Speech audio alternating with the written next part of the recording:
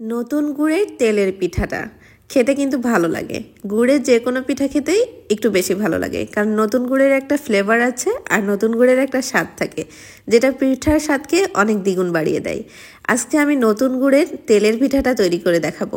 তো এই তেলের পিঠাটা তৈরি করতে যে অনেকের অনেক সমস্যা থাকে, যে পিঠাটা পারফেক্টলি ফুলে না, তেলের মধ্যে দেওয়ার সাথে সাথে পিঠাটা চুপসে যায়, সকল টিপস সহকারে আজকের রেসিপিটা শেয়ার করব।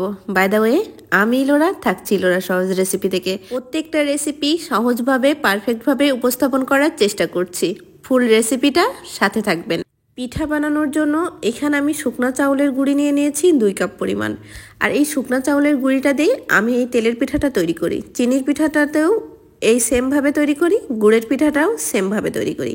এখানে এক্সট্রাভাবে ময়দা কোনো কিচ্ছু ইউজ করা লাগবে না, গরম পানি কিচ্ছু ইউজ করা লাগবে না, শুধু আমার রেসিপিটা ফলো করবেন। তাহলে দেখবেন পিঠাটা অনেক বেশি ফুলকো ফুলকো হবে। আর পিঠাটা আপনি 5-6 ঘন্টা ভেজে রেখে দিবেন, তারপরেও পিঠাটা হার্ড হবে না। পরিমাণ মতো লবণ দিয়ে দিচ্ছি চাউলের গুঁড়ার মধ্যে। এবার সামান্য করে পানি দিয়ে দিচ্ছি। পানিটা একবারে দিব না, অল্প অল্প করে পানি দিব। একবারে কখনোই পানিটা দেওয়া যাবে না, অল্প অল্প করে পানি দিতে হবে আর হাতের সাহায্যে ভালো করে মাখতে হবে। আমরা যেভাবে আটা তৈরি করার জন্য ডোটা রেডি করি, সেমভাবে এই ডোটা রেডি করতে হবে। একটা শক্ত টাইপের ডো আমরা রেডি করে নিব। এটা যেহেতু চাউলের গুঁড়ার ডো, এটা তো রুটির বানানো আটার মতো ওরকম ডো হবে না, তবে আমরা ডো করে নিব। এই ডোটা করার জন্য এই পিঠাটা অনেক বেশি ফুলকো হবে। আর কোনো ঝামেলাবিহীন পিঠা মানে আপনি তৈরি করবেন, ফটফটিয়ে পিঠাটা ফুলে যাবে, কোনো ঝামেলা মনে হবে না এই পিঠাটা তৈরি করতে। যখন তখন আপনি অল্প একটু গুঁড়া দিয়ে এই পিঠাটা তৈরি করে নিতে পারেন। আর এখানে আমি আতপ চাউলের গুঁড়াটা নিয়েছি, আর এই গুঁড়াটা আমি খুব ভালো করে অল্প অল্প করে পানি দিয়ে মেখে নিচ্ছি। মেখে নিয়ে এই মাখা যে গুঁড়ার ডোটা, সেটা আমি রেস্টে রেখে দিব আধা ঘন্টা পর্যন্ত। আধা ঘন্টা পর ডোটা কিন্তু অনেকটা হার্ড হয়ে গিয়েছে। একটু যখন আমি মেখেছিলাম তখন একটু নরম নরম ছিল, আর আধা ঘন্টা পর কিন্তু ডোটা অনেক বেশি একটু শক্ত শক্ত হয়ে গিয়েছিল। এবার হাতের সাহায্যে আমি আবার মেখে নিব, আর এখানে পানি দেওয়া লাগবে না। এবার আমরা এখানে যদি আপনারা চিনি দিয়ে পিঠাটা তৈরি করতে চান তাহলে চিনি দিয়ে দিবেন। আর যেহেতু আমি নতুন গুড়ের পিঠাটা তৈরি করব, এখানে আমি নতুন গুড়টা দিয়ে দিচ্ছি। আর নতুন গুড়ের ফ্লেভারটা অনেক সুন্দর, তবে খেয়াল রাখতে হবে গুড়ের পরিমাণটা যেন খুব বেশি না হয়ে যায়। গুড়ের পরিমাণটা যদি একটু বেশি হয়ে যায় তাহলে কিন্তু কড়াইয়ের মধ্যে পিঠাটা লেগে যাবে। এই জন্য মিষ্টির ব্যালেন্সটা আপনাদের টেস্ট অনুযায়ী দিবেন, তবে খুব অতিরিক্ত মিষ্টিটা দিবেন না। আমি মিডিয়াম মিষ্টি করে পিঠার ব্যাটারটা করে নিয়েছি। যখন গুড়টা দিব তখন এক্সট্রাভাবে আর কোনো পানি দিব না। যে গুড়ের থেকে যে পানিটা বের হবে সেটা দিয়েই কিন্তু পিঠার ব্যাটারটা রেডি হয়ে যাবে। পিঠার ব্যাটারটা রেডি হয়ে গিয়েছে, এবার গরম তেলে ভাজার পালা। এখানে আমি সরিষার তেল নিয়ে নিয়েছি কড়াইয়ের মধ্যে পর্যাপ্ত পরিমাণে, দিয়ে এখানে পিঠার ব্যাটারটা অল্প করে ঢেলে দিচ্ছি আর উল্টিয়ে নিচ্ছি। কত ফুলকো ফুলকো পিঠা হয়ে যাচ্ছে। পিঠা ফুলকো হওয়ার জন্য চুলার তাপমাত্রাটা অনেক গুরুত্বপূর্ণ বিষয়। যদি হাই হিটে চুলার তাপমাত্রাটা রেখে পিঠাটা ভাজতে যান তাহলে কিন্তু পিঠাটা পারফেক্টলি ফুলবে না, দুমড়ে মুচড়ে যাবে।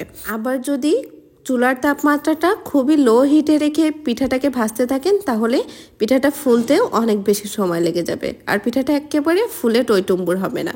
এই জন্য চুলার তাপমাত্রাটা খেয়াল রাখবেন। যখন কড়াইতে তেলটা দিবেন, তেলটাকে খুব ভালো মতো গরম করে নেবেন।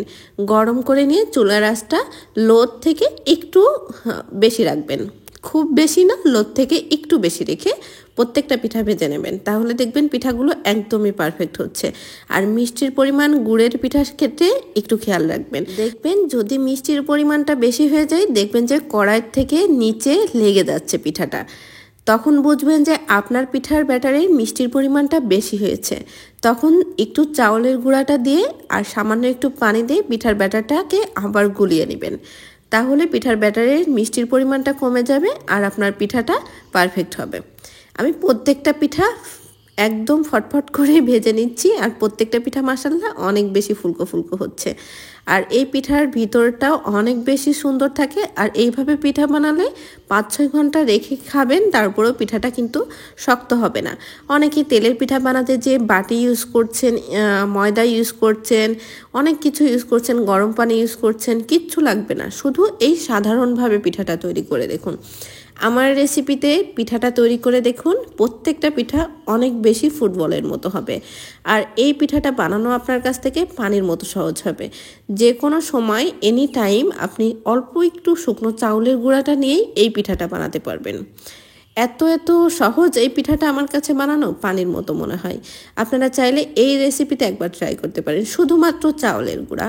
আর এখানে আমি লবণ নিয়েছি আর গুড়, আর তেমন কিচ্ছু না। তাই এই পিঠাটা খেতে কত মজার হবে। নতুন গুড় দিয়ে পিঠাটা তৈরি করার চেষ্টা করবেন, তাহলে দেখবেন পিঠার টেস্টটা অনেক ভালো হবে। আর প্রত্যেকটা পিঠা মাশাআল্লাহ অনেক বেশি ফুলকো ফুলকো। আর চুলার তাপমাত্রাটা এখানে দেখতে পাচ্ছেন হয়তো বা, যে আমি খুব হাই হিটে ভাজছি না, একদম লো থেকে সামান্য করে পিঠাটাকে ভেজে নিচ্ছি।